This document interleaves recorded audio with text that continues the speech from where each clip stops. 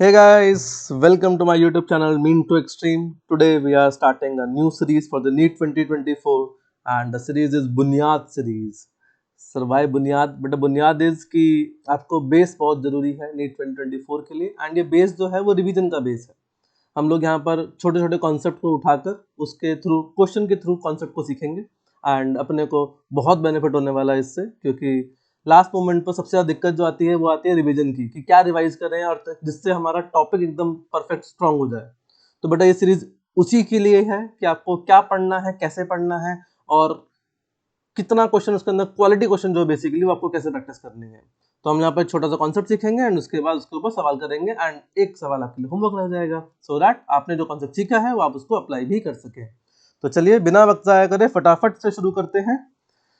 बेटा reaction force का basically यहाँ पर हम लोग मतलब क्या है वो समझने की कोशिश करते हैं कि लेट से कि अगर हम लोग यहाँ पर एक पुली को हैंग कर देते हैं एंड इसके ऊपर से एक रस्सी को पास करते हैं जिसका मास m1 है एंड लेट से यहाँ पर जो मास है उसका कितना है m2 है एंड लेट से कि m2 जो है वो ग्रेटर देन किससे है m1 से. तो भाई इसका एक्सेलरेशन निकालना अपने को आता है. क्या होता है कि भाई m2 minus m1g divided by m1 plus m2g और सिर्फ m1 प्लस m2 इस तरीके से. एंड इसी केस में जो टेंशन होती है, टेंशन हो जाती है कितनी, twice m1 m2g divided by m1 plus m2. ना अगर टेंशन की बात करें तो टेंशन बेटा हमेशा पुलिंग फोर्स होती है. तो यहाँ पर टेंशन ऐसे बनेगी तो यहाँ पर टेंशन ऐसे बनेगी, यहाँ पर टेंशन ऐसे बनेगी तो यहाँ पर टेंशन ऐसे बनेगी.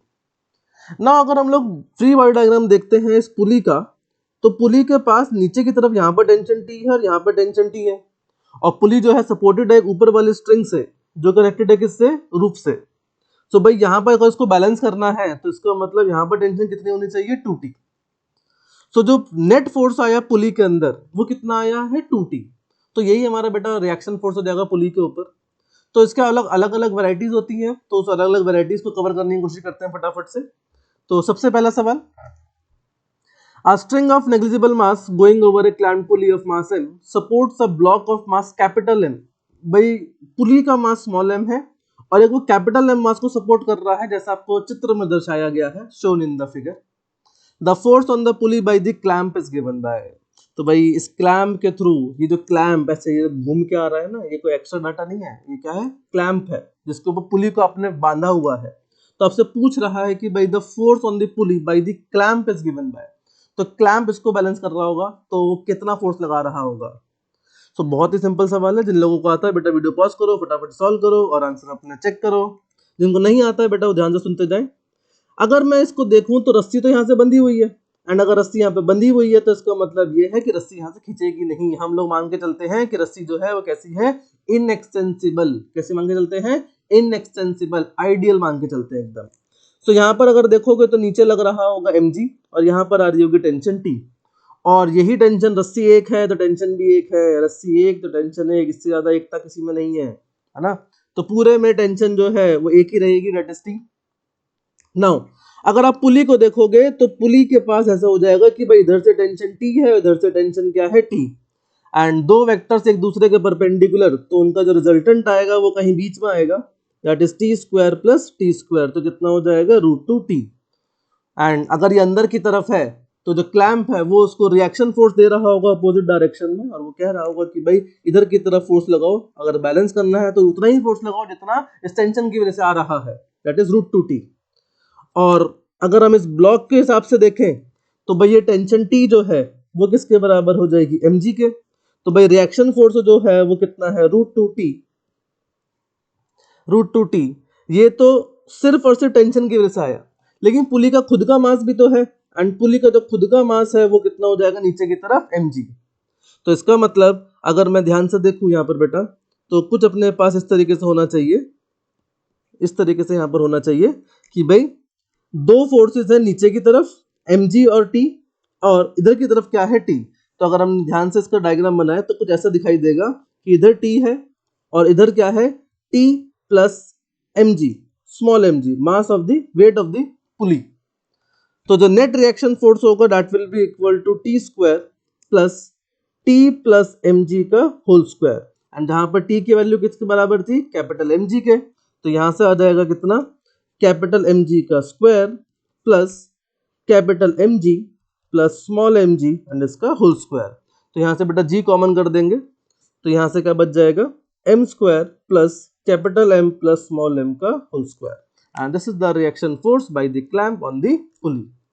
तो बेटा कौन सा आंसर मैच कर जाएगा, ऑप्शन डी एकदम सही हो जाएगा। तो यहाँ पे हमने क्या क्या सीखा भाई, हमने यहाँ पर एक बात सीखी कि भाई टेंशन अगर रस्सी बंधी हुई है तो ये ब्लॉक एक्सेलरेट नहीं करेगा, रस्सी खींचेगी भी नहीं, इनएक्सटेंसिबल मान के चलते हैं। एंड अगर इनएक्सटेंसिबल मान के चलते हैं तो सब में टेंशन क्या रहेगी, सेम रहेगी। एंड सब में टेंशन अगर सेम रहेगी तो इसका मतलब यहाँ पर देखेंगे कि भाई टेंशन टी जो है वो बैलेंस हो रही होगी उसके वेट से, दैट इज एमजी से। एंड उसके बाद नेट फोर्स जो है पुली के ऊपर वो कैसे देखेंगे, फ्री बॉडी डायग्राम से। तो भाई ये टी है और ये क्या है, टी इधर की तरफ और नीचे खुद का weight that is MG. And उससे हम लोग यहाँ पर क्या निकाल पाएंगे, रिएक्शन फोर्स निकाल पाएंगे। ठीक है, तो रिएक्शन फोर्स जो है वो यहाँ पर कितना हो जाएगा, that is under root M square plus under root capital M square plus M का होल स्क्वायर इनटू में जी। क्लियर है भाई, चलिए अप्लाई करके देखते हैं एक और सवाल के अंदर। अब की बात जो है कैसा है बेटा, ये इंक्लाइंड प्लेन है। कैसा है, इंक्लाइंड प्लेन। तो क्या ये इंक्लाइंड प्लेन अगर है तो हम यहाँ पे देख सकते हैं कि भाई इसका नीचे तो मास लग रहा होगा mg, लेकिन इसका जो यहाँ पर कंपोनेंट आ रहा होगा, इधर लग रहा होगा mg, तो इधर कितना आ रहा होगा, mg sin 30 and that will B mg by 2। तो इसका मतलब ये है कि ये पूरा सिस्टम जो है बेटा वो नीचे जा रहा होगा, ये नीचे जा रहा होगा ऐसे और ये नीचे जा रहा होगा ऊपर ऐसे। क्लियर। तो अगर हम लोग एक्सेलरेशन लिखना चाहें तो क्या हो जाएगा, नेट पुलिंग फोर्स, कौन सा force, pulling force, and divided by net मास।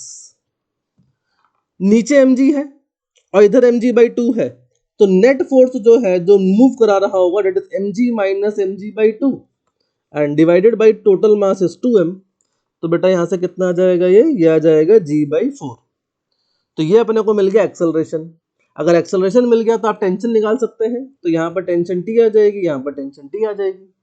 तो जब इसके लिए इक्वेशन लिखेंगे तो इसकी इक्वेशन क्या आएगी, that is mg minus T is equal to ma and a की वैल्यू कितनी है, g by 4, तो ये आ जाएगा g by 4।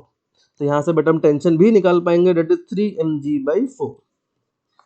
ठीक है, अब लेकिन निकालना ये थोड़ी था, अब ऑप्शन देखोगे तो ऑप्शन आ गया 3mg by 4, बेटा गलत हो जाएगा क्योंकि अपने से पूछा क्या है, अपने से पूछा है कि the force experience by the clamp on the पुली। ये जो क्लैंप लगा रखा है ये कितना फोर्स एक्सपीरियंस कर रहा होगा। तो पुली की अगर बात करोगे तो बेटा इधर की तरफ कितना, दैट इज टी, और इधर की तरफ कितना, टी, और अपने को चाहिए भाई इसका रिएक्शन फोर्स।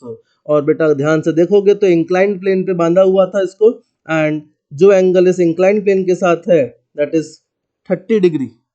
आप उसके हिसाब से देख सकते हैं कि ये अगर 90 है तो ये कितना हो जाएगा बेटा 60।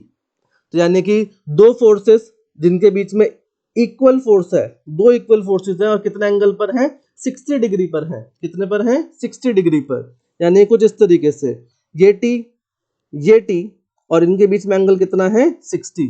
तो द रिएक्शन फोर्स हो जाएगा that will be equal to 2f cos theta by 2। अगर दो इक्वल फोर्सेस होते हैं तो बेटा ये रिजल्टेंट हो जाता है। जिनको ये याद नहीं है वो बेटा ऐसे याद कर लेना। नेट फोर्स हो जाएगा, कितना हो जाएगा, f1 square plus f2 square plus 2f1 f2 cos theta. इसको जब सॉल्व करोगे तो आपको रिजल्ट यही मिलेगा। सो 2 टेंशन कितनी है t, that is 3mg by 4 into में cos 60 by 2 and cos 60 by 2 is cos 30। तो यह आ जाएगा 2 इंटू 3mg by 4 इंटू में cos 30 इज √3 by 2। तो 2 से 2 उड़ा दो, तो यहाँ से बेटा कितना आ जाएगा 3√3 mg by 4 and this is the reaction force on this pulley. So 3√3 mg by 4। Clear है भाई। तो आज हमने सीखा कि भाई दो कैसे पुली के ऊपर रिएक्शन फोर्स निकाला जाता है, फिक्स पुली के ऊपर। ठीक है, तो आप ये आपका होमवर्क हो जाएगा, आप इसको ट्राई कीजिए, कमेंट बॉक्स में आंसर कीजिएगा and I will tell you कि भाई आपका आंसर सही है या गलत है। ठीक है, so I will be waiting for your बेटा आंसर्स। सो कमेंट बॉक्स में बिल्कुल बताना क्या कैसा रहा सेशन, बढ़िया लगा, कॉन्सेप्ट सीखा, रिवाइज हुआ। सो बेटा मिलते हैं नेक्स्ट सेशन के अंदर।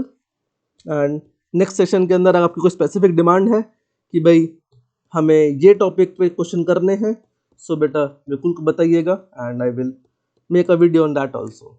ठीक है बेटा, bye bye, take care, all the very best.